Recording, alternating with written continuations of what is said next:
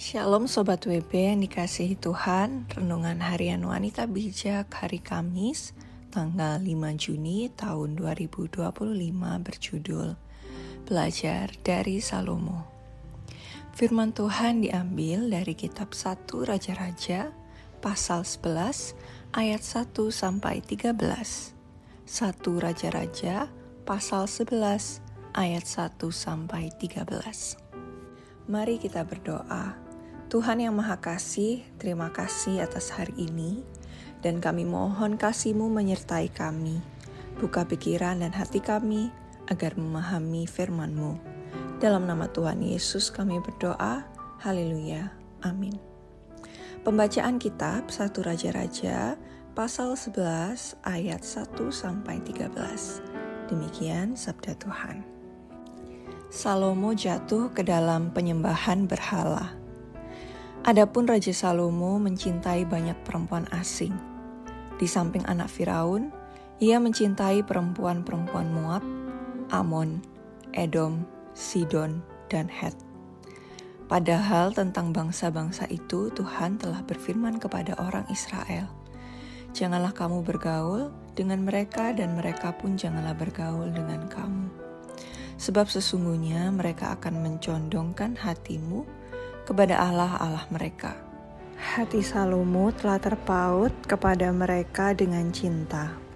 Ia mempunyai 700 istri dari kaum bangsawan dan 300 gundik. Istri-istrinya itu menarik hatinya daripada Tuhan. Sebab pada waktu Salomo sudah tua, istri-istrinya itu mencondongkan hatinya kepada Allah-Allah lain, sehingga ia tidak dengan sepenuh hati berpaut kepada Tuhan Allahnya seperti Daud ayahnya.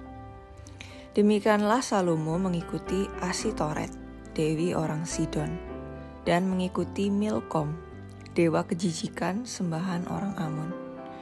Dan Salomo melakukan apa yang jahat di mata Tuhan, dan ia tidak dengan sepenuh hati mengikuti Tuhan seperti Daud ayahnya. Pada waktu itu Salomo mendirikan bukit pengorbanan bagi Kamos, dewa kejijikan, sembahan orang Moab, di gunung di sebelah timur Yerusalem, dan bagi Molokh, dewa kejijikan, sembahan Bani Amon. Demikian juga dilakukannya bagi semua istrinya, orang-orang asing itu, yang mempersembahkan korban ukupan dan korban sembelihan kepada Allah-Allah mereka. Sebab itu Tuhan menunjukkan murkanya kepada Salomo, sebab hatinya telah menyimpang daripada Tuhan, Allah Israel, yang telah 2 kali menampakkan diri kepadanya, dan yang telah memerintahkan kepadanya dalam hal ini, supaya jangan mengikuti Allah-Allah lain. Akan tetapi, ia tidak berpegang pada yang diperintahkan Tuhan. Lalu berfirmanlah Tuhan kepada Salomo, "Oleh karena begitu kelakuanmu, yakni engkau tidak berpegang pada perjanjian dan segala ketetapanku yang telah kuperintahkan kepadamu, maka sesungguhnya aku akan mengoyakkan kerajaan itu daripadamu dan akan memberikannya kepada hambamu. Hanya pada waktu hidupmu ini aku belum mau melakukannya oleh karena Daud ayahmu. Dari tangan anak mulah aku akan mengoyakkannya. Namun demikian, kerajaan itu tidak seluruhnya akan kukoyakkan daripadanya. 1 suku akan kuberikan kepada anakmu, oleh karena hambaku Daud, dan oleh karena Yerusalem yang telah kupilih." Demikian sabda Tuhan, berbahagialah mereka yang mendengarkan firman Tuhan dan melakukannya. Haleluya. Sobat WB yang terkasih, bagaimana akhir hidup Salomo dan apa yang menyebabkan akhir hidup Salomo berbeda jauh dengan masa mudanya? Sobat WB, menyepelekan hal yang prinsip dan penting mendatangkan jerat. Demikianlah yang terjadi dengan kehidupan Salomo anak Daud. Mengawali masa pemerintahannya dengan penuh hikmat dan wibawa yang menjadikannya seorang raja yang terhormat. Namun Salomo tidak berjaga-jaga.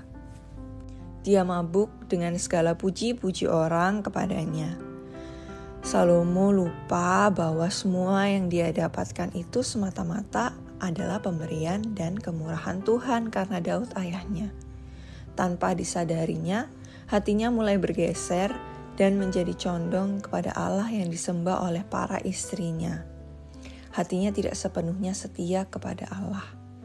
Salomo melakukan apa yang jahat di mata Tuhan, bahkan dia mendirikan tempat pemujaan bagi Kamos, ilah menjijikan yang disembah oleh orang Moab, dan bagi Molok, ilah yang disembah Bani Amon. Salomo dikuasai oleh sisi gelapnya. Dia menjadi seseorang yang senang dipuja-puji. Dia begitu menikmati itu dan tanpa sadar dia mengagumi dirinya melebihi Tuhan. Salomo adalah gambaran seorang yang dikuasai sisi gelapnya, narsistik dan mabuk dengan semua kehebatan sendiri. Salomo tidak lagi mempedulikan Allah dan perintah serta larangannya. Akhir hidupnya sangat memprihatinkan. Tuhan menetapkan bahwa akibat dari hal ini adalah kerajaan Israel terkoyak jadi dua di masa pemerintahan anaknya. Kita pun bisa menjadi seperti halnya dengan Salomo.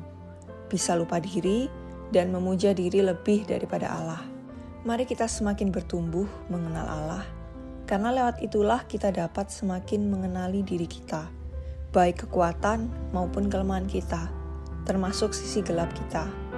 Lewat semua ini, kita akan semakin menyadari bahwa tanpa Tuhan, kita bukanlah siapa-siapa, dan hidup berpusatkan Dia adalah pilihan terbaik untuk menjalani kehidupan sementara di dunia ini.